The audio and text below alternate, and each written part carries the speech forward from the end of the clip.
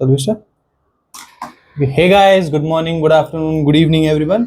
आप सबका स्वागत है इकोनॉमिक्स के इस थर्ड लेक्चर में। एंड मैं उम्मीद करता हूँ कि पिछले जो लेक्चर्स, दोनों लेक्चर्स थे, उसमें आपको बहुत आसानी से इकोनॉमिक्स के कंसेप्ट सीखने में आसानी हुई होगी एंड आपको मजा भी आया हुआ होगा लेक्चर सीखते वक्त। सो बिना किसी देरी किए let's start with the revision of what we have learned in the yesterday's lecture.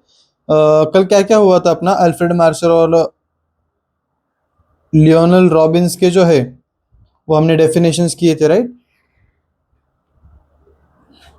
Okay, so starting from there, Alfred Marshall कैसे इकोनॉमिस्ट था? He was a neoclassical economist, right? Welfare oriented जो उनकी definition थी, and the book name was principle of economics in the year 1890। And जो definition थी वो भी हमने अच्छे से हर एक वर्ड को एकदम, हर एक लाइन को हमने बाइफरकेट करके अच्छे से पढ़ा था। Economics is study of Mankind in the ordinary life of business and it examines that part of individual and social action which is closely connected with the attainment and use of material requisites। मतलब जैसे हमने कल पढ़ा था, ये किसका study है? Mankind का study in the ordinary business of life, right? And वो कैसे एग्जामिन करता है, क्लोजली एग्जामिन करता है किन चीजों को, कि जैसे अटेनमेंट, मतलब कुछ चीजें खरीदी करके, हासिल करके, और उनका यूज करके जो वेलबींग होता है मैनकाइंड का, तो उस पर ज्यादा कंसंट्रेशन था। And the next point was study of ordinary man, बराबर? ये कोई साधु या सन्यासी का स्टडी नहीं था, या फिर कोई मल्टी मिलियनर का स्टडी नहीं था। It was study of common man. It is economics is a behavioural science, like हमने जो जिम का एग्जांपल लिया था, पीयर प्रेशर का जो एग्जांपल लिया था हमने, right? Third was study of material welfare, material का यूज करके, राइट? फॉर एग्जांपल जैसे हाथ से जो मसाला पीसती थी मम्मी, उससे हम मिक्सर पे अपग्रेड हुए, फैन की जगह हम एसी पे अपग्रेड हुए, राइट? उससे जो हमारा वेलफेयर हुआ, उसके बारे में बात करता है इकोनॉमिक्स। ऐसा किसका कहना है? अल्फ्रेड मार्शल का कहना है।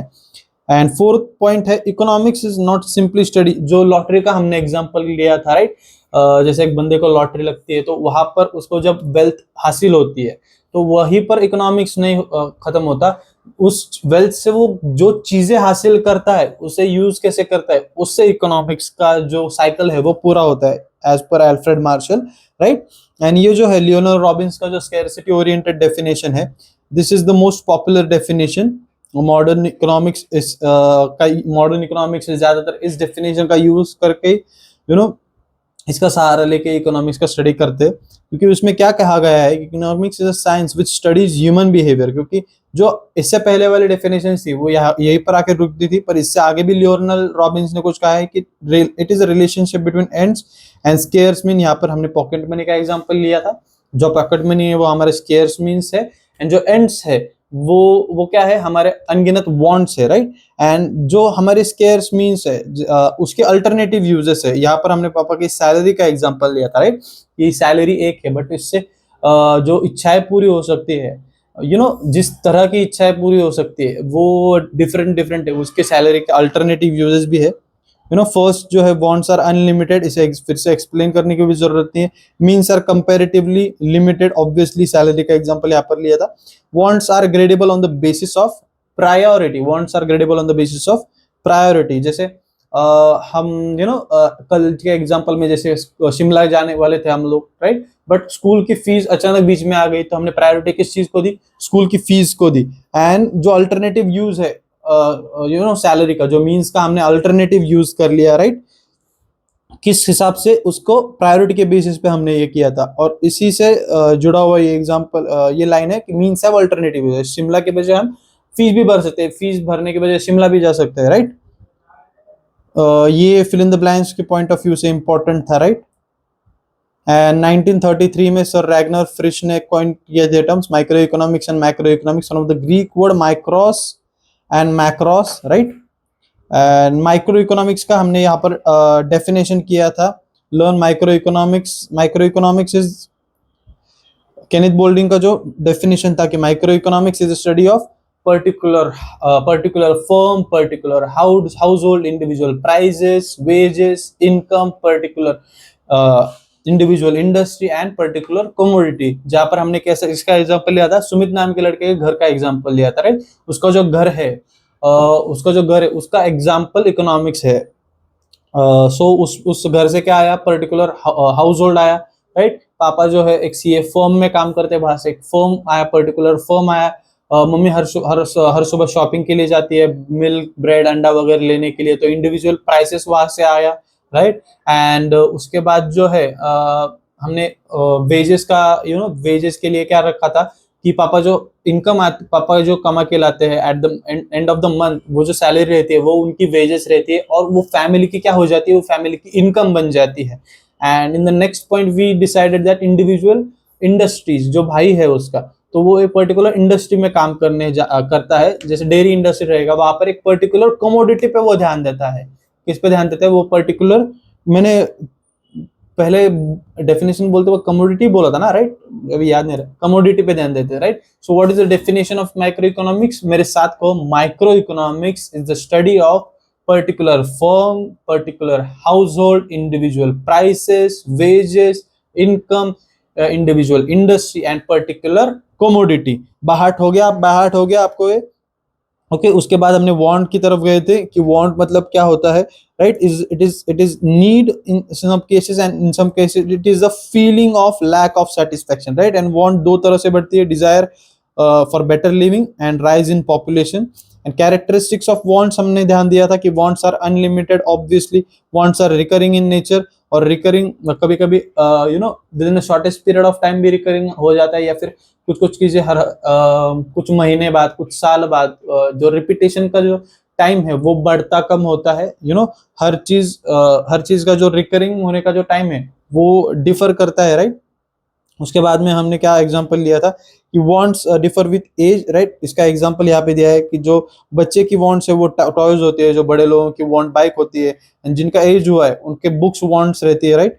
डिफर विद द जेंडर में हमने गहनों का एग्जांपल लिया था, फुटवेयर का एग्जांपल लिया था कि जो फुटवेयर लड़कियां पहनती है वो लड़के नहीं पहनना पसंद करते हैं, जिस टाइप का ज्वेलरी, जिस टाइप के ऑर्नामेंट्स लड़कियां पहनती है उस टाइप के ऑर्नामेंट्स लड़के नहीं पहनते, एंड जिस टाइप के ऑर्नामेंट्स जेंट्स प्रेफर करते हैं उस टाइप के ऑर्नामेंट्स लेडीज प्रेफर नहीं करती ज्यादा, राइट। एंड प्रेफरेंस पे भी आए थे हम लोग, नॉन वेज वेज का अच्छा एग्जांपल लिया था, right.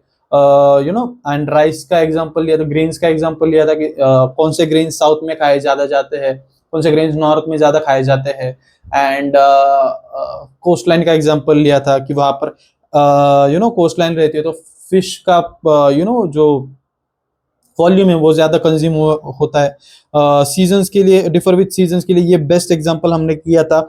Differ due to culture, हाँ कल्चर में हमने वो जो है क्लोथिंग का, जो साउथ में जो लुंगी पहनते हैं तो वैसे ही नॉर्थ में लोग धोती पहनते हैं, और कुछ कुछ जगह हर जगह अलग अलग प्रकार की टोपियां होती है, पंजाबी जो पीपल होते हैं वो पगड़ी पहनते हैं, जो उनका पग रहता है, और जो महाराष्ट्र में आते हैं तो कुछ लोग फेटा पहनते हैं, कुछ लोग गांधी टोपी पहनते हैं, राइट। एंड वैसे ही अगर हम उत्तराखंड में जाए तो वहां पर उनकी एक अलग प्रकार की टोपी रहती है, तो कल्चर की वजह से भी वांट में डिफरेंस आ जाता है, राइट। एंड उसके बाद हमने क्लासिफिकेशन ऑफ वांट किया था, दो चीजों में क्लासिफाई किया था, economic and non economic. Economic and non economic का मेजर फैक्टर क्या था, मॉनेटरी ट्रांजैक्शन, जिससे मॉनेटरी ट्रांजैक्शन जुड़ जाता है वो इकोनॉमिक ट्रांजैक्शन हो जाता है, एंड जिस चीज से मॉनेटरी ट्रांजैक्शन बाहर हो जाता है वो नॉन इकोनॉमिक ट्रांजैक्शन वांट हो जाती है, right. Individual and collective want, उसमें हमने एग्जांपल लिया था आपका बाइक खरीदना और लोगों का चाहना कि रोड इंफ्रास्ट्रक्चर बने। आपका बाइक लेना इंडिविजुअल है एंड रोड इंफ्रास्ट्रक्चर एक कलेक्टिव वांट है, right. Necessities, comfort and luxuries पे आए थे, necessities food, clothing and shelter, health and education हमने एग्जांपल लिया था, राइट। कंफर्ट में हमने वॉशिंग मशीन का एग्जांपल लिया था, प्रेशर कुकर का एग्जांपल, मिक्सर का एग्जांपल लिया था। एंड लग्जरीज में AC car, luxury car, well furnished house, 5 star hotel, जो एक्स्ट्रा प्लेजर के लिए, यहाँ पर हमने इजियर करने के लिए कंफर्ट्स है, एंड प्लेजरस एंड प्रेस्टिजियस करने के लिए लग्जरीज है, राइट। उसके बाद हम आए थे गुड्स एंड सर्विसेज पे, नहीं शायद नहीं यहाँ पर इतना ही हुआ था, राइट। तो आज हम गुड्स एंड सर्विसेज के बारे में सीखेंगे, right. So these are popular term, okay, revision हो गया आप सबका, तो let's get back to the normal pace, right. So what was I talking about, it was goods and services, right. जो वांट है, राइट, जो वांट है वो किससे पूरी हो जाती है, आपकी वांट जो होती है एक तो या गुड्स के लिए होती है, एक तो सर्विसेज के लिए होती है। आप देखो ना, अगर आपको वांट है, आपको कुछ खाना है, तो वो गुड्स हो जाता है, राइट। आपको मूवी देखना है तो आप थिएटर जाते हो, वो सर्विसेज हो जाती है। जिस जिस चीज की वांट होती है वो आइदर गुड्स होता है या फिर सर्विसेज होता है। इन दोनों के अलावा कोई तीसरी चीज नहीं होती। So what are goods and what are services? आपने 10th में एक ज्योमेट्री में आपको एक कंसेप्ट था, दैट कंसेप्ट वाज, अरे ये तो टच ही नहीं हुआ, that concept was tangent, right. एक सर्कल रहता है एंड ऊपर से जो लाइन जाती है वो टच करके जाती है उस सर्कल को, राइट, टेंजेंट होके जाती है। तो कोई भी ऐसी चीज जिसे छू सकते हैं, जो टेंजिबल है, जिसे हम महसूस कर सकते हैं, तो वो क्या हो जाता है? गुड्स हो जाता है, राइट। तो वो क्या हो जाता है? गुड्स हो जाता है। फॉर एग्जाम्पल हम ले ले मोबाइल, बुक, या फिर कार, या फिर चेयर, या फिर टेबल। बट मोबाइल हम यूज करते हैं, हम महसूस कर सकते हैं। अगर उसमें नेटवर्क आना बंद हो जाए तो वो मोबाइल ज्यादा यूजफुल रहेगा, राइट। जितना यूजफुलनेस उसमें नेटवर्क आने के बाद था। सो व्हाट वाज आई सेइंग, कि जो मोबाइल है उसमें नेटवर्क आना अगर बंद हो जाए तो वो उतना यूजफुल रहता है नहीं। क्यों? क्योंकि उसमें नेटवर्क आना बंद हो गया है। और नेटवर्क क्या है? यहाँ पर गुड्स है। Can you see the network? जो मोबाइल में हमें डंडी दिखती है उसकी बात नहीं करता हूँ। ऐसे जो नेटवर्क आता है उसे हम देख सकते हैं, राइट? नहीं देख सकते। तो what it is? It is services. Book है, book we can see, but book पढ़ते समय जो तुम्हें नॉलेज आ रही है, can you see that? No. So that is जो टीचर टीचिंग करते वक्त, जैसे मैं पढ़ा रहा हूं, मैं दिख रहा हूं, बट टीचिंग दिख रही है, बट उसमें से क्या हो रहा है? आपका नॉलेज में बढ़ोतरी हो रही है, right. So you can't see knowledge, so but it is a services, right.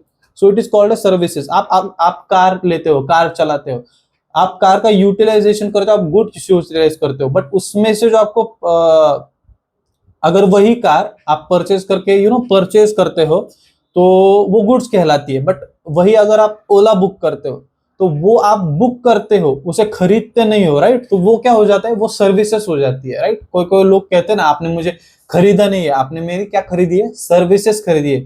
Employ क्या है? एम्प्लॉय को खरीदते नहीं है, हम क्या करते हैं? एम्प्लॉयज की सर्विसेज, उसके एफर्ट्स को खरीदते हैं। उसके बदले में उसका पेमेंट होता है, उसके बदले में नहीं होता है, उसके एफर्ट्स के बदले में हम पेमेंट करते हैं, राइट। तो उसे क्या कहा जाता है? सर्विसेज में गिना जाता है, राइट। जैसे कोई लोगों के मम्मी पापा काम करते हैं, जॉब करते हैं, तो लोग क्या करते हैं? सर्विस में है, सर्विस करते हैं, राइट। सो आपको गुड्स एंड सर्विसेज का पॉइंट अच्छे से समझ में आया। मटेरियल एग्जिस्टेंस जिसका होता है वो गुड्स कहलाता है, और जिसमें मटेरियल एग्जिस्टेंस एब्सेंट होता है तो उसे सर्विसेज कहा जाता है, right. And utility, the most important concept here. Utility के बारे में एक ध्यान से सुनना। एनीथिंग विच हैज एबिलिटी और कैपेसिटी, कोई ऐसी चीज जिसमें क्षमता होती है। किस चीज की क्षमता होती है?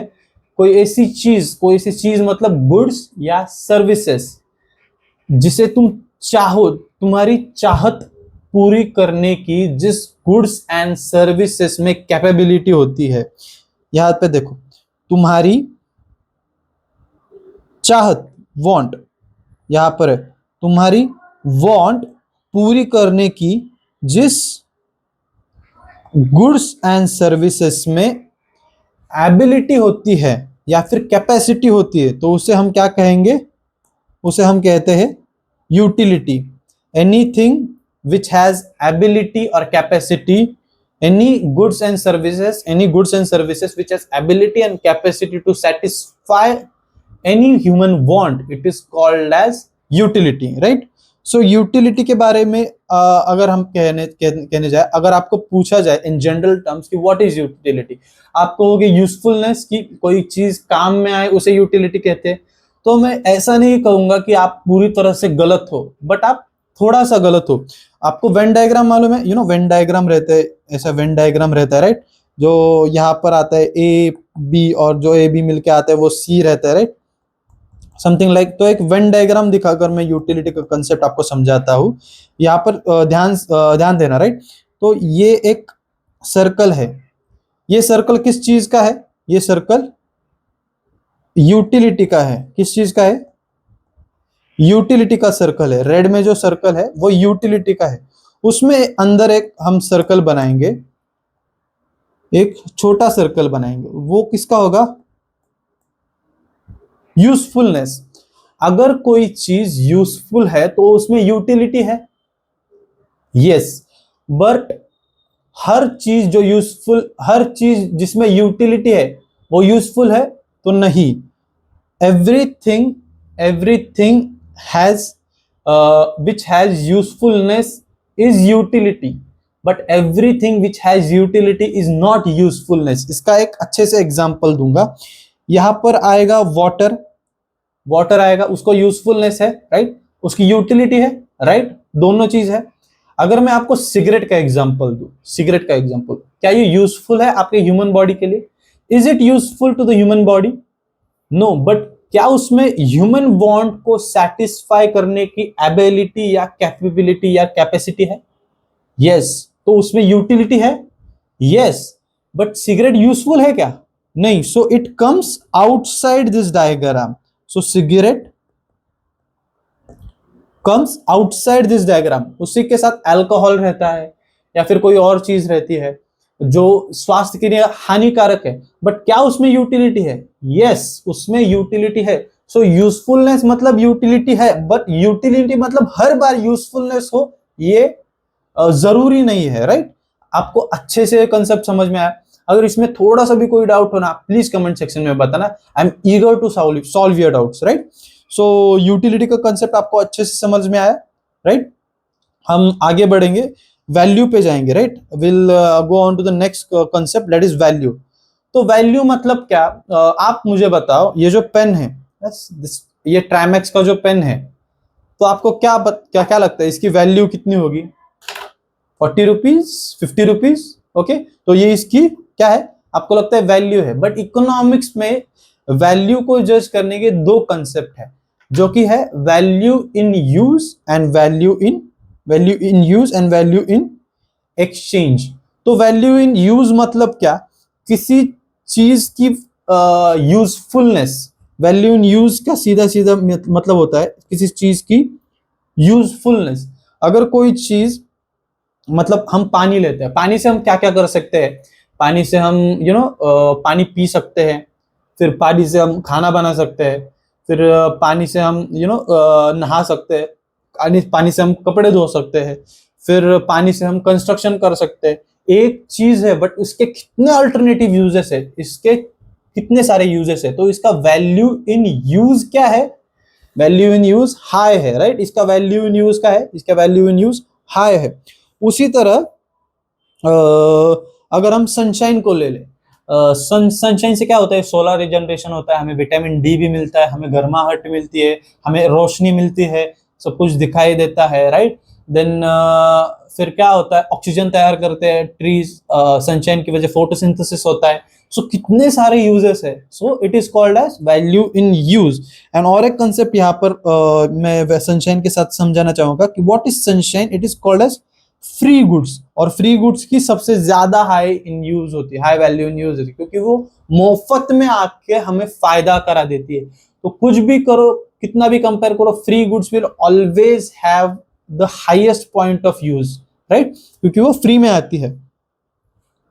उसी तरह जो दूसरा कंसेप्ट है जो है वैल्यू इन एक्सचेंज। तो वो कंसेप्ट क्या कहता है? I will change the colour of the pen. So क्या कहूंगा? Value in exchange, right, value in exchange. तो वो कंसेप्ट क्या कहता है? पहले कंसेप्ट में क्या था कि किसी चीज का यूज कितना है उससे हम उसकी वैल्यू समझते हैं, राइट। पानी की वैल्यू बहुत है। बट दूसरा कंसेप्ट क्या कहता है? किसी चीज को अगर एक्सचेंज करके हम उसके बदले में कोई दूसरी चीज ले सकते हैं, या उसके बदले में हम पैसे ले सकते हैं, या फिर कोई इक्वली अमाउंट या उससे ज्यादा अमाउंट वाली मनी इनकम जनरेट कर सकते हैं, तो उसे वैल्यू इन एक्सचेंज कहा जाता है। उसका बेस्ट एग्जांपल रहेगा गोल्ड या डायमंड। उसका यूज है, ऑब्वियसली उसका अगर हम यूज देखने जाए कि गोल्ड का इलेक्ट्रॉनिक्स में ज्यादा यूज होता है, डायमंड का कटिंग में बहुत ज्यादा यूज होता है, राइट। बट जितना यूज होता है वो बहुत कम है, रैदर देन जितनी उसकी वैल्यू है। पर उतनी इसकी इतनी वैल्यू क्यों है? क्योंकि गोल्ड और डायमंड नेचर में स्केर्स है। यहाँ पर में डायमंड स्केर्स नहीं है, डायमंड बहुत है, बट उसका जो प्रोडक्शन है या फिर उसकी जो अवेलेबिलिटी जो मार्केट में की जाती है वो स्केर्स है, राइट। उसको क्या करते हैं लोग, काला बाजारी करने के स्टोरेज करके रखते हैं और जब प्राइस बढ़े तब बाहर निकालते हैं, राइट। उस कंसेप्ट को क्या कहते हैं, याद आएगा तो जरूर बताऊंगा, राइट। उसका उसकी उसकी जो अवेलेबिलिटी है उसको स्केर्स करते हैं, उसकी स्केर्स है वैल्यू, राइट, डायमंड की। इसके लिए उसकी वैल्यू हाई है। जहां पर हमने ऐसा लिखा है यहाँ पर कि usefulness is equal to value in use, तो इसके लिए मैं यहाँ पर ऐसा लिखूंगा कि स्केर्सिटी, आप लिखते जाना, लिखना मत भूलना। अगर इसका पहला जो लिखना रह गया होगा तो बैक लेना, पॉज करना वीडियो और हर पॉइंट बुक में लिखते जाना। मैंने आपको बोला था कल भी कि आप जो है वो स्टिक नोट्स लेकर रखना, राइट। स्केयरसिटी के साथ जोड़ूंगा वैल्यू इन एक्सचेंज को। जो चीज जितनी स्केयर्स हो एनवायरमेंट में उतनी उसकी वैल्यू हाई रहती है। जैसे यूरेनियम हुआ, डायमंड हुआ, गोल्ड हुआ, उन चीजों की क्या होती है, स्केयरसिटी होती है, तो उनका एक्सचेंज में वैल्यू क्या होता है, ज्यादा होता है। वहीं पे हम अगला कंसेप्ट सीखेंगे, वाटर डायमंड पैराडॉक्स। तो सबसे पहले मैं पैराडॉक्स का आपको मीनिंग समझा दूंगा, डिफरेंट कलर यूज करूंगा यहाँ पर भी। ओके, पैराडॉक्स का मैं यहाँ पर आपको मीनिंग समझा देता हूँ सबसे पहले। So water diamond paradox, paradox मतलब ऐसी चीज जो जनरल रूल को फॉलो नहीं करती है, रूल्स ऑफ फिजिक्स या रूल्स ऑफ इकोनॉमी, यहाँ पर हम इकोनॉमी का रूल लेंगे, उसको फॉलो नहीं करती है, राइट।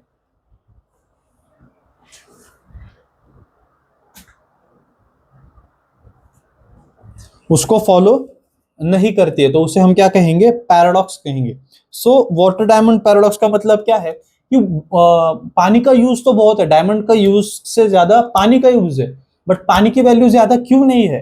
क्योंकि पानी की अवेलेबिलिटी ज्यादा है। पानी और सनशाइन भी, सनशाइन की अवेलेबिलिटी ज्यादा है। सनशाइन की तो फ्री ही है, उसको हम बाजू में रख देते हैं, बट पानी की अवेलेबिलिटी ज्यादा है इसलिए उसकी वैल्यू कम है। बट डायमंड और गोल्ड की अवेलेबिलिटी मार्केट में कम है इसलिए उसकी वैल्यू ज्यादा है। और हर बार किसी चीज की अगर वैल्यू इन एक्सचेंज कम हो तो हर जगह कम होती है, ऐसे नहीं। वैल्यू इन एक्सचेंज किस किस चीज पर डिपेंड करता है, प्लेस, टाइम, प्लेस पर भी डिपेंड करता है, टाइम पर भी डिपेंड करता है।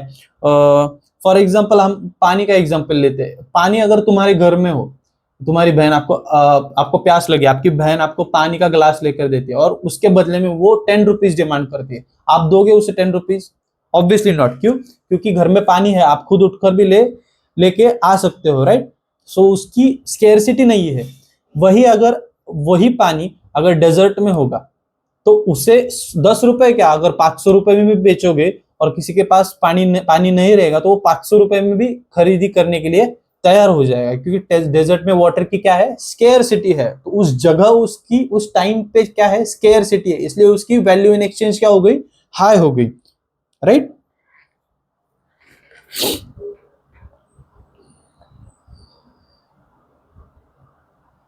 ये एक एक्टिविटी कर लेते हैं।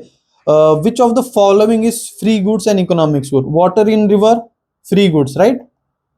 Oxygen in cylinder economic good, क्योंकि उसके भरने में, उसको प्रोसेसिंग में, ऑक्सीजन को हाइड्रोजन से अलग कर, हाइड्रोजन पानी से ऑक्सीजन को अलग करने में, प्रोसेसिंग में जो इकोनॉमिक एक्टिविटी होती है, इसके बारे में हम अगले कंसेप्ट में जरूर सीखेंगे। इसी का एग्जांपल लेके मैं आपको सिखाऊंगा, चिंता मत करना। सनशाइन ये फ्री गुड्स है। वाटर प्रोसेस्ड फॉर ड्रिंकिंग ये इकोनॉमिक गुड्स है। बिस्लरी का जो पानी, एयर, ये फ्री गुड्स है। Okay, so let's go to the next concept, that is wealth. The concept is wealth. So मैं आपको ये चीज बताना चाहूंगा कि वेल्थ मतलब क्या। जो पहले मैं आपने वेल्थ का एग्जांपल लिया था, वहां मैंने आपको बोला था कि जो आपके मन में डेफिनेशन है वही रहने दो।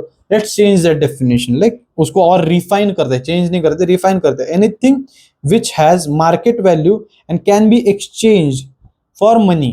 उसकी वैल्यू है, मार्केट वैल्यू है एंड वैल्यू इन एक्सचेंज भी है, तो उसे क्या कहा जाता है, वेल्थ। और वेल्थ में क्या क्या कैरेक्टरिस्टिक सेटिस्फाई होनी चाहिए कि उसे वेल्थ कहा जाए।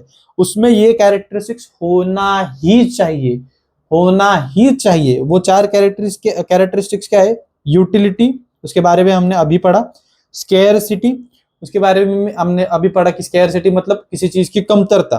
ट्रांसफरेबिलिटी मतलब जिसकी ओनरशिप हम ट्रांसफर कर सकते हैं, जैसे घर होता है, राइट, जैसे घर होता है उसकी ओनरशिप हम ट्रांसफर कर सकते हैं, तो ट्रांसफरेबिलिटी। और एक्सटर्नलिटी मतलब ये ह्यूमन बॉडी है, राइट, किडनीज है, राइट, किडनीज होती है, किडनीज होती है ह्यूमन बॉडी में, तो किडनीज की वैल्यू होती है, राइट, किडनीज की वैल्यू होती है। बट क्या वो वेल्थ है? नहीं, क्योंकि वो इनसाइड द ह्यूमन बॉडी है। क्या है वो? इनसाइड द ह्यूमन बॉडी है, वो ह्यूमन बॉडी से अलग नहीं है। वैसे ही अगर कोई गोल्ड ऑर्नामेंट ले ले, हम गोल्ड चेन ले ले, राइट, गोल्ड चेन ले ले, तो अगर क्या उसकी वैल्यू है, राइट, पर क्या वो वेल्थ है? यस, क्योंकि वो एक्सटर्नल है, ह्यूमन बॉडी से एक्सटर्नल है, तो उसकी वेल्थ को हम वेल्थ की मान्यता दे सकते हैं। Let's take some example here, कुछ एग्जांपल्स लेते हैं यहाँ पर। इसको आप ऐसे याद रख सकते हो, स्वीट करके आप याद रख सकते हो। क्या आप क्या बोल के याद रख सकते हो? एस यू, अरे ये बैठ जाएगा यहाँ पर भी, SUET, स्वीट करके हम याद रखेंगे। सो पहला हम एग्जांपल लेंगे, किस चीज का एग्जांपल लेंगे? लाइक कार का एग्जांपल लेंगे। So is car transferable? इस कार स्केर्स? कार का प्रोडक्शन लिमिटेड रहता है, किसी कार का इतने ही यूनिट प्रोड्यूस हुए, सो इट स्केर्स? यस। क्या उसकी यूटिलिटी है? Is it car scarce? Yes. उसकी यूटिलिटी है? यस, यूटिलिटी है, राइट। एक्सटर्नल है वो तुम्हारी बॉडी से? यस। क्या उसकी ट्रांसफर कर सकते हैं? कार की ओनरशिप हम ट्रांसफर कर सकते हैं? यस, कार हम बेच सकते हैं, राइट। उसी तरह मैंने जो किडनी का एग्जांपल लिया था यहाँ पर, राइट, जो किडनी का एग्जांपल लिया था,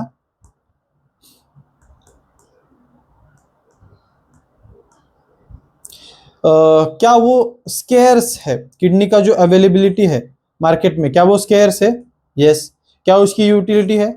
यस। क्या वो ट्रांसफर कर सकते हैं? किडनी ट्रांसप्लांट हो सकता है? यस। क्या वो ह्यूमन बॉडी से एक्सटर्नल है? नो, वो ह्यूमन बॉडी से क्या है? एक्सटर्नल नहीं है, तो हम इसे वेल्थ कंसिडर कर सकते हैं क्या? नहीं कर सकते। अब हम ब्रोकन चेयर का एग्जांपल लेते हैं, यहाँ पर एक ब्रोकन चेयर का एग्जांपल लेते हैं, ब्रोकन चेयर।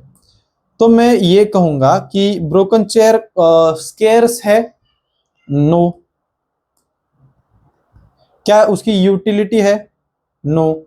क्या वो ह्यूमन बॉडी से एक्सटर्नल है? यस। क्या उसकी ओनरशिप ट्रांसफर कर सकते हैं? यस। बट अगर मैं ये कहूं कि ये ब्रोकन चेयर है, ये वो चेयर थी जिसपे महात्मा गांधी बैठे थे, राइट, ये वो चेयर है जिसपे महात्मा गांधी बैठे थे, तो आपके हिसाब से क्या ये वेल्थ है, या फिर तुम इसे वेल्थ ना कंसिडर करके कबाड़ी वाले को दे दोगे? क्या करोगे? क्या रहेगा आपका आंसर? ये वेल्थ है या नहीं है?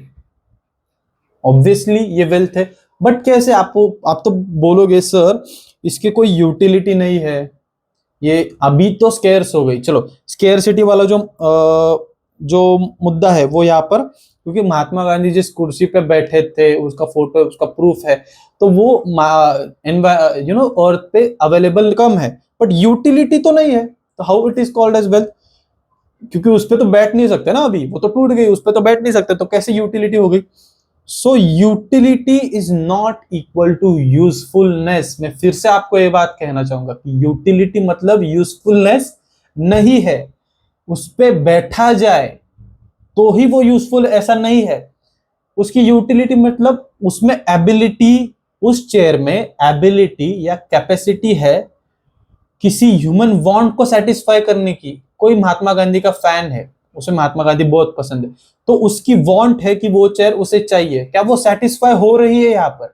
यस, ऑब्वियसली हो रही है। तो क्या यूटिलिटी का कंसेप्ट यहाँ पर 100% राइट हो रहा है? Yes, obviously usefulness is not equal to utility. Utility मतलब क्या? एनी एबिलिटी और capacity of any goods and services to satisfy a human want is called as utility. So broken chair की भी यूटिलिटी है, अगर वो मतलब मार्केट में वो कलेक्टिबल्स बन जाता है, पुरानी चीजें, बट अगर वो कलेक्टिबल्स है, उसकी यूटिलिटी, ओरिजिनल यूजफुलनेस भी अगर नहीं है, फिर भी उसकी यूटिलिटी होती है। इससे और क्लियर हो गया आपका concept, right? Is it clear? अगर इस पे कंफ्यूजन हुआ, कुछ हुआ, please do mention in the comments.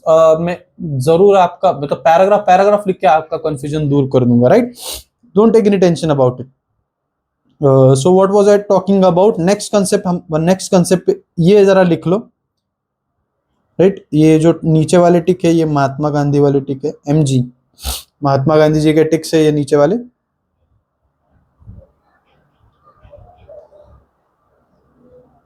ये जो है notional transferability and physical transferability. यहाँ पर मोबाइल का एग्जांपल लो, आप मोबाइल फिजिकली ट्रांसफर कर सकते हो, बट लैंड के और फ्लैट उठा के उसे दे सकते हो नहीं। फ्लैट के हम क्या बेचते हैं? राइट्स बेचते हैं, उसका ओनरशिप बेचते हैं, राइट? ट्रांसफर ऑफ ओनरशिप होता है। नेक्स्ट कंसेप्ट है personal income. Most simple concept personal income. Personal income means any earnings received from all sources. आपका घर में कौन से तरह से इनकम आते हैं? पापा की सैलरी आती है, किसी का बिजनेस रहेगा पापा का, तो बिजनेस से प्रॉफिट जनरेट होता है। आपका कोई फ्लैट रेंट पे होगा तो उससे रेंट इनकम होता है। बैंक में सेविंग्स अकाउंट में या FD में पैसा हो तो इंटरेस्ट से इनकम आता है, राइट? अगर आपने कोई लैंड खरीदी या बेची तो उससे आपका कैपिटल प्रॉफिट होता है। तो जितने भी सोर्सेज से आपको इनकम होता है तो वो क्या कहलाता है? पर्सनल इनकम कहलाता है, राइट? एंड उस पे अगर आप टैक्स भरते हो, ऑब्वियसली भरते हैं, उस पे जो टैक्स भरते हैं, फॉर एग्जांपल 100 रुपीज की आपकी इनकम हुई, उसमें से आपने 30 रुपए टैक्स भरा, तो आपकी इनकम कितनी रह गई इन हैंड? 70 रुपीज। तो ये जो है ये पर्सनल इनकम है, एंड इसे हम कहेंगे पर्सनल डिस्पोजेबल इनकम, जिसे हम डिस्पोज कर सकते हैं, मतलब यूज कर सकते हैं। तो 70 रुपीज क्या हुई? आपकी पर्सनल डिस्पोजेबल इनकम हुई, right?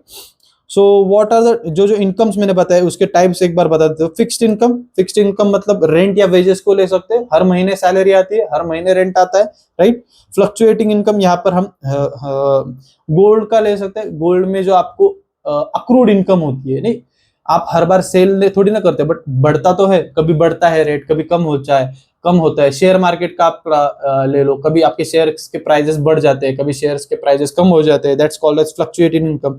Money income, it is income received in actual currency of the country. In other words, it is income received in cash, जो इन हैंड आती है, तो उस कंट्री के एक्चुअल करेंसी आपके इन हैंड आते हैं, तो उसे क्या कहते हैं? फॉर एग्जाम्पल क्या है? 5000 रुपीज। रियल इनकम का कॉन्सेप्ट मैं आपको एक बहुत अच्छे से एग्जांपल के साथ समझाना चाहूंगा। Let's get here, right? आप उसके बाजू में एक बड़ा नोट चिपका के आप वहां पर लिख लेना। सो फॉर एग्जांपल, दो बच्चे हैं, एक का नाम अमित है, राइट? एंड दूसरे का नाम भोला है, राइट? अमित एंड भोला है। अमित की सैलरी है 20,000 एंड भोला की सैलरी भी है 20,000, राइट? अमित रहता है इंडिया में रहता है अमित, एंड भोला रहता है US में, ओके? 20,000 अमित की इनकम है एंड भोला की इनकम है 20,000। बट क्या होता है, एक दो महीने बाद एक कंडीशन आ जाती है, और मतलब अमित और भोला दोनों अच्छे काम करते हैं। अमित की सैलरी क्या हो जाती है? 25,000 हो जाती है, और भोला की भी सैलरी क्या हो जाती है? 25,000 हो जाती है। बट उसी के सामने इंडिया में को क्या हो जाता है? इंडिया में इन्फ्लेशन नहीं आता है, बट US में क्या होता है? इन्फ्लेशन आ जाता है। एंड इन्फ्लेशन कितना % आ जाता है? एक परसेंटेज कैलकुलेट करो।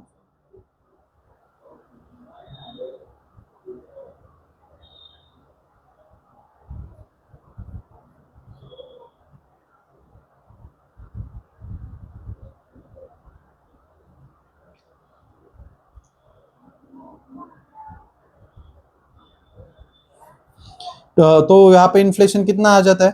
25% का इन्फ्लेशन आता है। तो राइट, 20,000 का 25% कितना हुआ? 5,000, राइट? यहां पर उसकी रियल इनकम क्या हुई? 25,000, राइट? बट यहां पर इन्फ्लेशन बढ़ने की वजह से उससे जो चीजें खरीदी करने के लिए जितना पैसा लगता है पहले जो 20,000 में चीजें आती थी वो सारी चीजें अब 25,000 में मिलने लगी, राइट। जो चीजें पहले 20,000 में मिलने वाली थी वो अभी कितने में मिल रही है, 25,000 में मिल रही है। तो उसकी रियल इनकम बढ़ी क्या? नो, उसकी इनकम जरूर बढ़ी, बट उसके सामने उतना महंगाई भी बढ़ी है, तो उसकी रियल इनकम बहुत इक्वल 0% से बढ़ी है। वही पर यहाँ पे इसकी इनकम कितने से बढ़ी है, 25% से बढ़ी। इसकी यहाँ पर रियल इनकम 25% से बढ़ गई है। ओके, तो ये कंसेप्ट आपको अच्छी तरह से समझ में आया, right. Let's go on to the next point, that is economic activity. तो इकोनॉमिक एक्टिविटी का मतलब क्या है? Economic activity can be classified into 4 types. तो वो क्या है? Production, distribution, exchange and consumption. तो यहां पर हम क्या करेंगे, ये पॉइंट बहुत बड़ा है, राइट। प्रोडक्शन में ये चीज आती है, राइट, यहां से लेके यहां तक ये पॉइंट है। तो इसे हम एक स्टोरी के हिसाब से समझेंगे। शायद ये स्टोरी यहां पर है, या बिस्किट फैक्ट्री है, राइट। तो इस बिस्किट फैक्ट्री के एग्जांपल से हम इस स्टोरी को अच्छे तरह से क्या करेंगे, समझ लेंगे, राइट।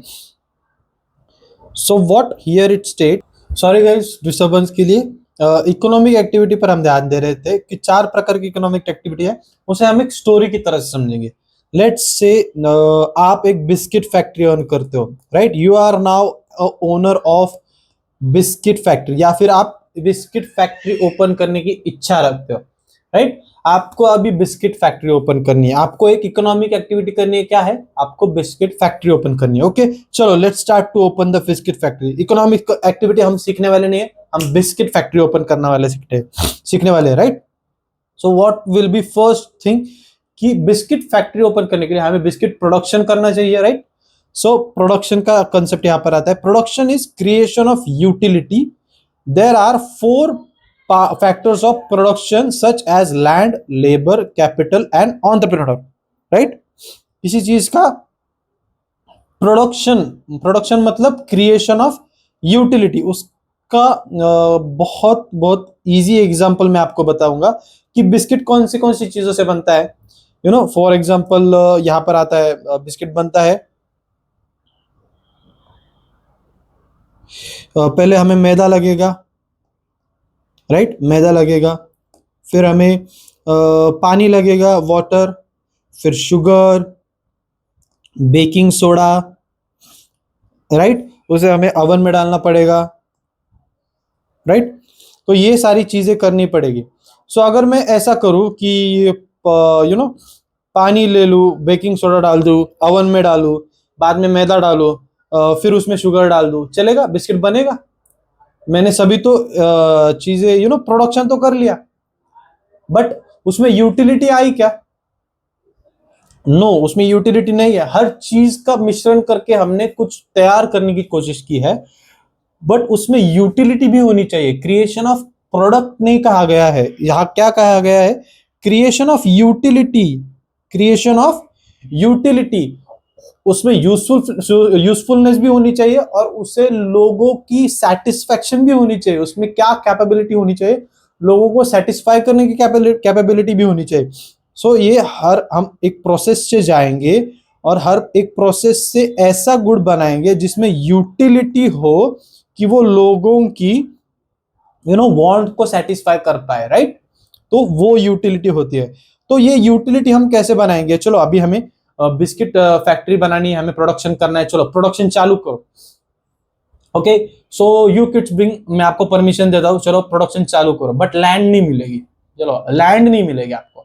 लैंड मतलब, लैंड में क्या आता है, लैंड में मतलब क्या आता है, land means, land in economics is a wide term, natural factors of production, any natural resources, मतलब जमीन से रिलेटेड, जमीन, सॉइल, उसके नीचे जो मिनरल्स, उसके नीचे जो ग्राउंड वाटर मिलता है, उसके ऊपर जो ग्राउंड वाटर आता है, उसके ऊपर जो रेन वाटर आता है, rain water, ground water, soil, minerals, everything that is above, on or below the land, everything is composition of land, right। तो वो सब मिला के क्या बनता है, लैंड बनता है। उस लैंड पे जो सनशाइन गिरती है वो भी लैंड का पार्ट होता है, राइट। तो it is a wider concept. तो लैंड नहीं मिलेगी बाबा, करो जैसा प्रोडक्शन करना है, कर पाओगे? कहा करोगे? हवा में, पर जो हवा जिस लैंड के ऊपर है वो हवा भी लैंड का पार्ट है, तो लैंड नहीं होगा तो प्रोडक्शन पॉसिबल नहीं है। सो land is the most important factor of production. आपको समझा है फैक्टर ऑफ प्रोडक्शन ही क्यों है, why not factor of distribution? क्योंकि प्रोडक्शन करने के लिए लैंड की जरूरत है। जो लैंड के नीचे जो पानी मिलने वाला है, लैंड के ऊपर जो पानी गिरने वाला है, उसे हमें प्यूरिफाई वगैरह करके बिस्किट बनाने में यूटिलाइज करना है, तो पानी की जरूरत है। उसके ऊपर जो हम फैक्ट्री सेटअप करने वाले वो लैंड पर ही करने वाले हैं, राइट। जो एनर्जी मिलने वाली प्लांट को सोलर से, तो वो भी सनशाइन से ही मिलने वाली है। इसीलिए land is important factor of production. मेरा थोड़ा फंबल गिर रहा है आज, फंबल गिर रहा है, बोलने में भी फंबल आ रहा है। So please mind my fumble for today. थोड़ा तबीयत थोड़ा अप डाउन है, राइट। सो जो चीज है जो लैंड के ऊपर है, जो लैंड के ऊपर है, जो लैंड पे है और लैंड के नीचे है, ये पूरा कंपोजिशन क्या होता है, लैंड होता है। तो क्या लैंड के ऊपर की एयर लैंड है? यस। लैंड के ऊपर जो सनशाइन गिरती है वो लैंड है? यस। लैंड के ऊपर जो रेन वाटर आता है क्या वो लैंड है? यस। लैंड के ऊपर जो सॉइल है वो लैंड है, राइट। जो रॉक्स है वो लैंड है, राइट। उसके नीचे जो मिनरल्स मिलते हैं क्या वो लैंड है? यस। या उसके नीचे जो ग्राउंड वाटर है वो लैंड है? Yes. It is a wider concept. ये सभी चीजें लैंड में जो है वो समावेश होती है। Land earns what? Rent in a productive activity. Land के लिए हम क्या देते हैं? रेंट देते हैं। अभी मैंने आपको लैंड दे दी, बट आपको बोला लेबर दे दो, बिना लेबर के प्रोड्यूस करो। आप बोलोगे ठीक है मैं कामगार नहीं रखूंगा, मैं खुद काम करूंगा।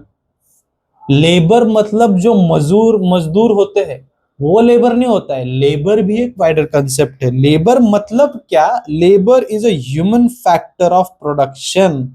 Labour is what? Human factor of production. आप ह्यूमन हो, राइट। मैंने लेबर के लिए डिनाई कर दिया, आप काम करोगे। आपके जानवर हो, आप भी तो ह्यूमन हो, तो आप भी काम नहीं कर सकते। Labour is a human factor of production. Any physical or mental effort, physical or mental effort undergone during the process of production to earn the reward of wages। Biscuit production पे आ जाओ, जल्दी जल्दी जल्दी जल्दी।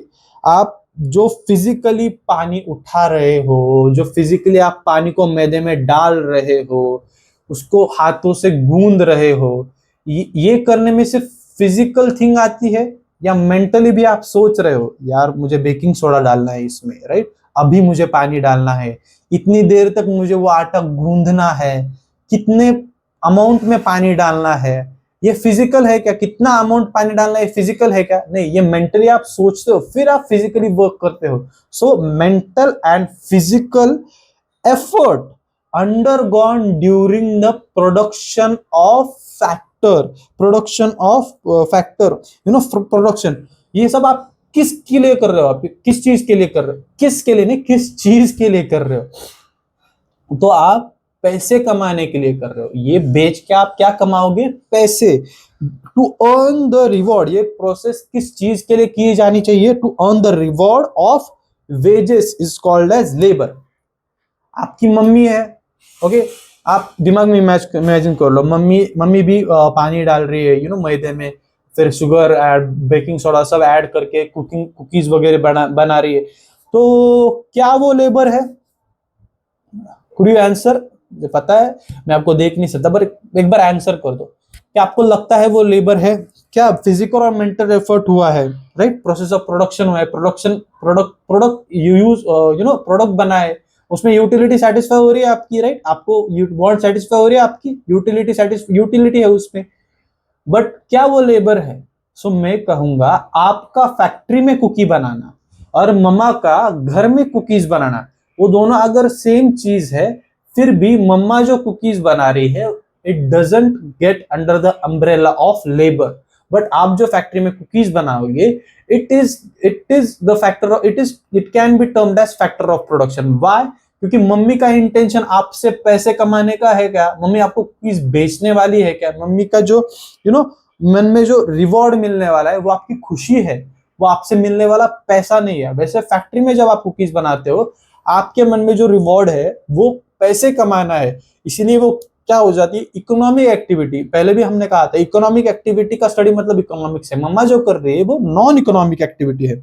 सो इसलिए what are the things that are important, colour में लिखता हूं जिससे आपको अच्छे से समझ में आएगा। Physical or mental effort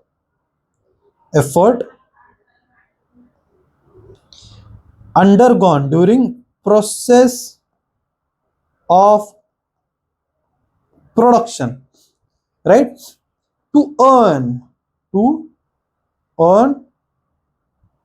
reward in the form of wages। सो क्या क्या यहां पर आया है, right. So first point is physical और mental effort in the undergone in the process of production to earn what reward of wages। so physical effort मतलब आपका मैदा गूंदना, आपका मैदा में पानी डालना, मैदा गूंदना, शुगर डालना, बट वो कितना और कितना ml पानी डालना है, कितना ग्राम मैदा लेना है, ये क्या हुआ, मेंटल एफर्ट।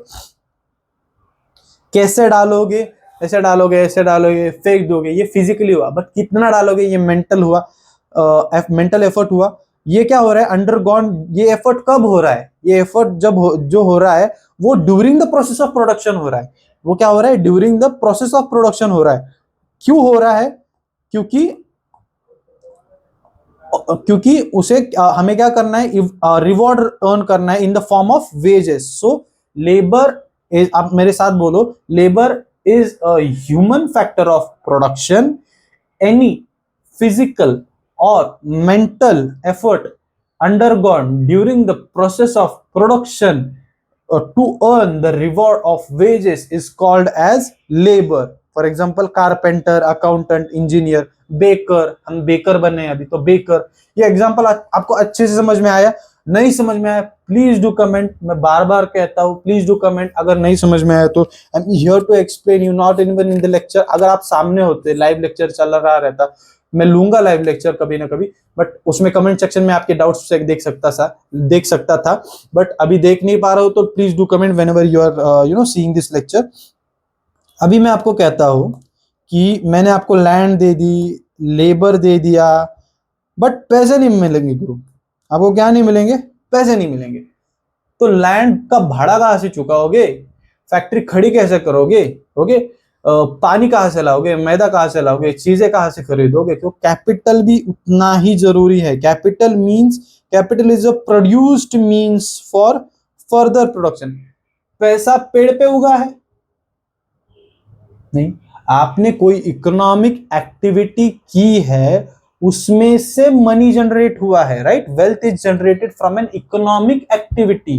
कोई फ्री में पैसा नहीं देता है, अगर जो फ्री में देता है पैसा उसने भी कहीं से तो कमाया रहेगा। आपके पापा अगर आपको फ्री में पैसा देते हैं, पर पापा ने उस पैसे को कमाने के लिए कभी ना कभी तो मेहनत की होगी, राइट। फ्री का पैसा कभी नहीं मिलता बॉस, राइट। सो इसलिए कैपिटल को क्या कहा गया है, प्रोड्यूस्ड मींस कहा गया है, produced means of factor of production कहा गया है, क्योंकि उसके पहले जो इकोनॉमिक एक्टिविटी हुई है उसका जो आउटकम है वो मनी है, वो कैपिटल है। तो capital is a produced means for further production, उसका यूज करके हम फर्दर प्रोडक्शन करते हैं।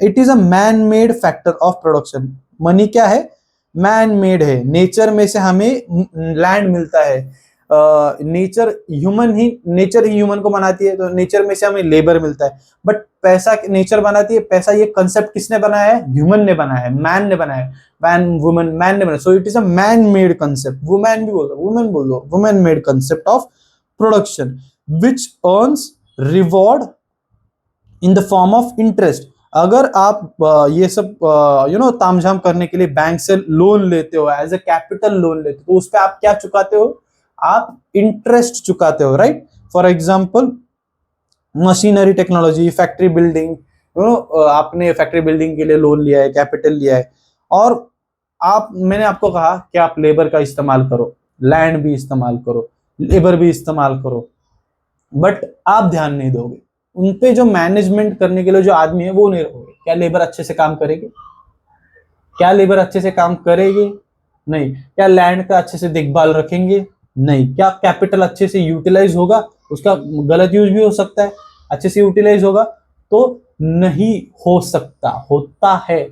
फिर एक बार बोलूंगा कि नहीं हो सकता, ऐसा भी हो सकता है कि हो भी, ऐसा भी हो सकता है कि नहीं भी हो, राइट। इसलिए एंटरप्रेन्योर जो उसको मैनेज करने वाला है, उनको जो ऑर्गेनाइज करने वाला है, जो कैप्टन ऑफ द टीम है, टीम अच्छे से खेल सकती है, बट जब कैप्टन है, क्यों कैप्टन को, for example M S Dhoni is entrepreneur of for the factor of production that is Indian team, उसका क्या है, एम एस धोनी एंटरप्रेन्योर है, right. Entrepreneur is the organiser who is the real captain of the industry, he special kind of labour, वो भी labour है, आप भी क्या करोगे, वो भी मेंटल और फिजिकल एफर्ट डालता है during the factor of production for the reward, but वो क्या है, वो स्पेशल काइंड ऑफ लेबर है, क्या है, स्पेशल काइंड ऑफ लेबर है, which gets the work done to earn reward in the form of profit. जो एम्प्लॉय है वो लेबर है, एंड जो बॉस है वो एंटरप्रेन्योर है, राइट। बॉस को क्या मिलता है, प्रॉफिट मिलता है, एम्प्लॉय को क्या मिलता है, reward in the form of wages मिलता है, राइट। दोनों एक ही है, बट उनका जो रिवॉर्ड कमाने का जो जरिया है वो डिफरेंट है, राइट। रिवॉर्ड कैसे मिलता है, एक लेबर को वेजेस के फॉर्म में मिलता है, और वही एंटरप्रेन्योर के कैसे रिवॉर्ड मिलता है, प्रॉफिट के जरिए रिवॉर्ड मिलता है, राइट। तो हमने प्रोड्यूस कर लिया, राइट। फैक्टर ऑफ प्रोडक्शन में हमने क्या हासिल कर लिया, यहाँ पर हमारा अभी क्या कौन सा वाला पार्ट कंप्लीट हुआ है, production, right. Production is completed, हो गया, इकोनॉमिक एक्टिविटी अचीव हो गई। नो, अगर प्रोडक्शन वगैरह कर लिया, राइट, हमने यहाँ पर प्रोडक्शन कर लिया, राइट, यहाँ पर प्रोडक्शन हुआ है और गुड्स यही रखेंगे और बैठ जाएंगे, चलो प्रोडक्शन हो गया, इकोनॉमिक एक्टिविटी पूरी हुई? नहीं हुई, क्योंकि जब तक ये गुड्स बाहर नहीं आएंगे और डिस्ट्रीब्यूट नहीं होंगे, जब तक इसका डिस्ट्रीब्यूशन नहीं होगा, तब तक इकोनॉमिक एक्टिविटी आगे बढ़ेगी नहीं। So distribution is what, division of factor of rewards among different segments of society. Factor of production claim their rewards on the basis of rent, wages and interest and profit through the process of distribution.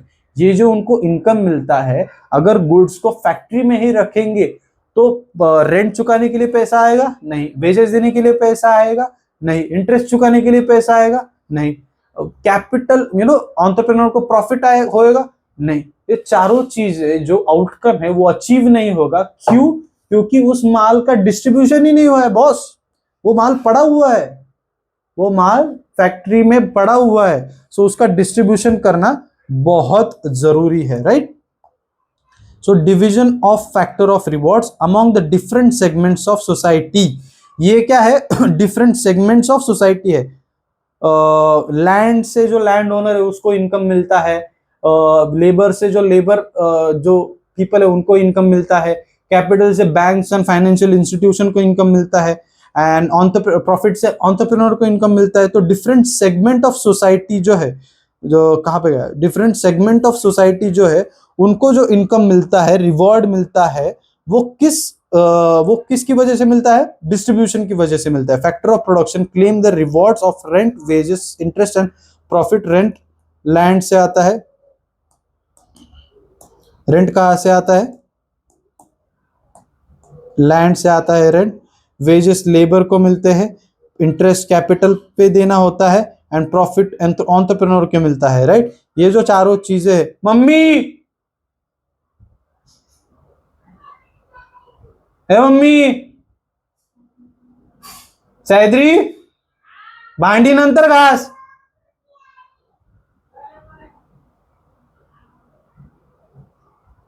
Sorry, ये जो rewards मिलते हैं, जो land पे क्या मिलता है, rent मिलता है, लेबर को वेजेस मिलते हैं, कैपिटल पे इंटरेस्ट मिलता है, और एंटरप्रेन्योर को प्रॉफिट मिलता है। ये किसकी वजह से मिलता है, डिस्ट्रीब्यूशन की वजह से मिलता है। किसकी वजह से मिलता है, डिस्ट्रीब्यूशन की वजह से। डिस्ट्रीब्यूशन होगा ही नहीं तो इनको प्रॉफिट या फिर इनको रिवॉर्ड मिलेगा ही नहीं। तो बस डिस्ट्रीब्यूशन हो गया, गाड़ियां चली गई, बट और वो मॉल में पहुंच भी गई, बट किसी ने उसे खरीदा ही नहीं, तो इकोनॉमिक एक्टिविटी पूरी ही नहीं होगी, कोई खरीदेगा नहीं तो पैसे मिलेगा ही नहीं। सो एक्सचेंज का होना भी जरूरी है, गिव एंड टेक भी होना जरूरी है, right. Exchange refers to sale and purchase of goods and services in economics. In economics exchange is necessarily a monetary transaction. अगर वो कुकीज फैक्ट्री से निकल भी गई, डिस्ट्रीब्यूशन हो भी गया, मॉल में पहुंच भी गई, बट आपने सारी चीजें फ्री में दे दी, क्या इकोनॉमिक एक्टिविटी पूरी हुई? नो। इकोनॉमिक एक्टिविटी कब होगी? जब वो एक्सचेंज है, आपने फ्री में दे दिया और आपको दुआएं मिली, लोगों की क्या मिली? दुआएं मिली, एक्सचेंज हुआ, राइट। आपने गुड्स दिया, आपको दुआ मिली, बट क्या ये इकोनॉमिक एक्टिविटी है? नो। क्यों? स्ट्रिक्टली इकोनॉमिक्स में कहा गया है, इन economics exchange is necessarily monetary transaction. किसी चीज के बदले में पैसों का मिलना जरूरी है। क्या मिलना जरूरी है? किसी चीज के बदले में पैसों का मिलना जरूरी है, ना कि कोई नॉन इकोनॉमिक थिंग। पैसों का मिलना जरूरी है। नॉन इकोनॉमिक इकोनॉमिक में डिफरेंस ही मॉनेटरी ट्रांजैक्शन का है, जैसे हमने पिछले कंसेप्ट में हमने सीखा था क्लासिफिकेशन ऑफ वांट में, इकोनॉमिक एंड नॉन इकोनॉमिक में। तो मॉनेटरी ट्रांजैक्शन का होना जरूरी है, सिर्फ ट्रांजैक्शन या फिर एक्सचेंज का होना जरूरी नहीं है, मॉनेटरी एक्सचेंज का होना जरूरी है, right. Are you getting it?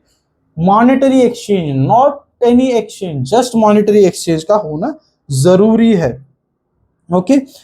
And most important, goods वगैरह सब हो गया, बट उससे ह्यूमन की वांट ही सेटिस्फाई नहीं हुई। जो बिस्किट है वो खारा निकल गया, या फिर बनाते वक्त डिफेक्टिव बन गया, राइट। उससे जो हुआ, उसका टेस्ट लोगों को अच्छा नहीं लगा, लोगों को उसकी टेस्ट अच्छी नहीं लगी, उससे उनकी वांट पूरी नहीं हुई। इकोनॉमिक में उनकी क्या हुई? वांट पूरी नहीं हुई। It is making use of goods and services to satisfy human want. वो यूज करके ह्यूमन वांट सेटिस्फाई होनी चाहिए, तभी वो जो सर्कल है वो कंप्लीट हो जाता है। ये क्यों जरूरी है? अगर वांट सेटिस्फाई नहीं हुई तो it is only one time activity, right. It is only one time economic activity. अगर आपको मार्केट में रहना है, राइट, हमको बार बार चीजें सेल करनी है, परचेज करनी है, तो लोगों को आपकी चीज पसंद आना भी जरूरी है, उनकी वांट सेटिस्फाई होना जरूरी है। नहीं होगी तो लोग वो कंज्यूम करना बंद कर देंगे, उसका एक्सचेंज करना बंद कर देंगे। एक्सचेंज कम हुआ तो मॉल वाले वो चीजें लेनी बंद कर देंगे, आप डिस्ट्रीब्यूट किसे करेंगे? डिस्ट्रीब्यूट नहीं होगा, अगर डिस्ट्रीब्यूट हो ही नहीं रहा है तो आप प्रोडक्शन ही क्यों करोगे? सो बैकवर्ड्स में अगर कंजम्पशन ही बंद हुआ तो बैकवर्डली सब चीजें बंद हो जाती है। इसलिए कंजम्पशन का होना भी उतना ही जरूरी है जितना प्रोडक्शन, डिस्ट्रीब्यूशन, एक्सचेंज जरूरी है। Are you getting it? Am I clear about it? Right. Shall we go on to the next step, macro economics. Shall we go on to the next step, macro economics, या फिर यहीं पे हम lecture को stop कर देते हैं? मेरे हिसाब से शायद 50 मिनट्स वगैरह हुआ है, कंप्लीट हुआ है। प्लीज डू, मेरे को आप कमेंट करो, मेरे को क्लैरिटी नहीं आ रही कि 1 घंटे का लेक्चर सही है या फिर should I extend to 1.5 hours. So we will call it a day here itself, और इसका एक रिवीजन कर लेंगे हम यहाँ पर अभी, okay. We will revise it here. कहाँ से शुरू किया था हमने? गुड्स एंड सर्विसेज से हमने शुरुआत की थी, right. So goods and services से हम शुरुआत करते हैं, right. Goods is anything which has material existence that satisfy human wants, and services also satisfy human wants, but it does not have any material existence, do not have any material existence. For example, teaching offered by teacher, right? So बाद में हम आए the value के ऊपर। Value के जो है 2 approaches है, value in use and value in exchange. Value in use मतलब usefulness, and value in exchange मतलब, अरे अभी हुआ था, हाँ हुआ, यस, मेरे को लगा हुआ, होता ही नहीं वैसे। वैल्यू इन एक्सचेंज मतलब वो स्कैरसिटी पे डिपेंडेंट है, राइट। वैल्यू इन यूज क्या होता है? किसी चीज की कितनी बार, कितने ज्यादा उसका यूजेस है। एंड वैल्यू एक्सचेंज मतलब उसको एक्सचेंज करने से कितना ज्यादा पैसा मिलता है, राइट। तो उसका मतलब वैल्यू ऑफ एक्सचेंज रहता है। वाटर डायमंड पैराडॉक्स आपको समझाया था, राइट। कि पानी और पानी की वैल्यू इन यूज ज्यादा होके भी उसकी प्राइस ज्यादा क्यों नहीं है, क्योंकि उसकी अवेलेबिलिटी ज्यादा है। एंड डायमंड की अवेलेबिलिटी यूज ज्यादा नहीं है, फिर भी उसकी प्राइस क्यों ज्यादा है, क्योंकि उसकी अवेलेबिलिटी कम है, वो स्केयर्स है। एंड यूटिलिटी के बारे में हमने सीखा था, ये वेन डायग्राम आप देख लो कि यूजफुलनेस मतलब यूटिलिटी होती है, बट यूटिलिटी मतलब हर बार यूजफुलनेस नहीं होती है, right. Utility is anything which has any goods or services which has ability and capacity to satisfy human want. ये बाय हार्ट होना चाहिए, मुझे आपको सिखाते सिखाते बाय हार्ट हो गया। You know what is what is utility? Utility is anything which has ability and capacity to satisfy human want, any goods and services which has ability and capacity to satisfy human want. Okay, so बाद में हमने यहाँ पर क्या देखा था, wealth के बारे में सीखा था, anything which has market value, anything which has market value and has exchange value to be regarded as wealth. और उसके कंसेप्ट थे, इन चारों चीजों को जब सेटिस्फाई करती है तो उसे वेल्थ कहा जाता है। That is utility, scarcity, transferability and externality. Utility मतलब वांट सेटिस्फाई करने की क्षमता, स्कैरसिटी मतलब उसकी अवेलेबिलिटी कितनी है, और ट्रांसफरेबिलिटी मतलब उसकी ओनरशिप ट्रांसफर हो सकती है या नहीं, एक्सटर्नैलिटी मतलब वो ह्यूमन बॉडी से अलग है या नहीं है, राइट। उसके बाद में हम गए थे, कहा गए थे पर्सनल इनकम। जितने भी रिसोर्सेज से आपके फैमिली में इनकम आती है, from all the sources is called as personal income. उस पर अगर आप टैक्स भरते हो, उसके बाद जो इनकम जनरेट होती है that is called as personal disposable income, right. Income के बारे में fixed income, fluctuating income, money income, real income. अरे कॉन्ट्रेक्चुअल इनकम और ये नहीं हुआ था ना, कॉन्ट्रेक्चुअल इनकम मतलब रेंट एग्रीमेंट करने के बाद आपको जो इनकम हासिल होती है that is contractual income. Residual income मतलब हर पूरा जो सारे खर्चे करने के बाद आपको जो इन हैंड बचता है, सारे आपकी जरूरतें पूर्ण होने के बाद आपके हाथ में जो पैसा होता है उसे हम कहते हैं रेसिडुअल इनकम। अर्न्ड इनकम, हर प्रकार की इनकम जो आपको आपने कमा के आपको मिली है that is called as earn income. And unearned income मतलब आपको रास्ते में से अचानक 50,000 रुपए, 500 रुपए मिल गए, that is your unearned income, right. आपको अचानक से लॉटरी लग गई, that is your unearned income. उसके लिए आपने कोई मेंटल या फिजिकल एफर्ट लिए है आपको रिवॉर्ड के लिए, और प्रोडक्शन किया है किसी चीज का, नहीं। यहाँ पर क्या क्या चीज मिसिंग है, मेंटल फिजिकल एफर्ट मिसिंग है, फिजिकल एफर्ट मिसिंग है, या फिर मेंटल एफर्ट हम कह सकते हैं मिसिंग है। लॉटरी खरीदने जाना ये भी फिजिकल और मेंटल एफर्ट हम गिन सकते हैं। और अगर ये भी ना गिने तो भी you know product factor undergoing the process of production नहीं है, ये आप प्रोडक्शन नहीं, यूटिलिटी नहीं बढ़ाते हो किसी चीज की, इसलिए उसे अनअर्न्ड इनकम कहते हैं, राइट। इकोनॉमिक एक्टिविटी के बारे में हमने पढ़ा था, 4 प्रकार की इकोनॉमिक एक्टिविटी होती है, production, distribution, exchange and consumption. Okay, so biscuit factory का हमने एग्जांपल लिया था। प्रोडक्शन के भी 4 types of factors of production है, land, labour, capital and entrepreneur. Land से हमें क्या मिलता है, रेंट। लेबर से हमें क्या मिलता है, लेबर को क्या मिलता है, वेजेस। कैपिटल से क्या मिलती है, इंटरेस्ट। एंड एंटरप्रेन्योर का क्या मिलता है, profit. So land is a wider concept, natural factor, any natural resources that is available on, above or below the surface of the earth is in economics is termed as land. Okay, तो land से हमें क्या मिलता है, rent मिलता है। Labour, any human factor of production, human factor of production है any physical or mental effort undergone during the process of factor of production to earn the reward of wages is called as labour. Okay, तो capital is produced means of production, produced means of production for further production, and it is what man made factor of production। वो क्या है, man made factor of production है, right। उसका reward हमें किस स्वरूप में मिलता है, इंटरेस्ट के स्वरूप में मिलता है। और entrepreneur is the organiser who is the real captain of the industry, he is special kind of labour, right. उसे क्या मिलता है, वेजेस नहीं मिलते, तो उसे क्या मिलता है, उसे प्रॉफिट मिलता है, right. And distribution, division of factor of rewards among the different segments मतलब ये जो सारे सेगमेंट्स है, लैंड, लेबर, कैपिटल और एंटरप्रेन्योर, उन्हें अर्निंग कहाँ से मिलती है, उन्हें उनके रिवॉर्ड्स कहाँ से मिलते हैं, क्लेम करते हैं, देयर रिवॉर्ड्स कहाँ से क्लेम करते हैं, रेंट, वेजेस और जो फैक्टर्स के जो रिवॉर्ड्स है वो कहाँ से क्लेम करते हैं, प्रोसेस ऑफ डिस्ट्रीब्यूशन से उन्हें वो रिवॉर्ड मिलता है, राइट।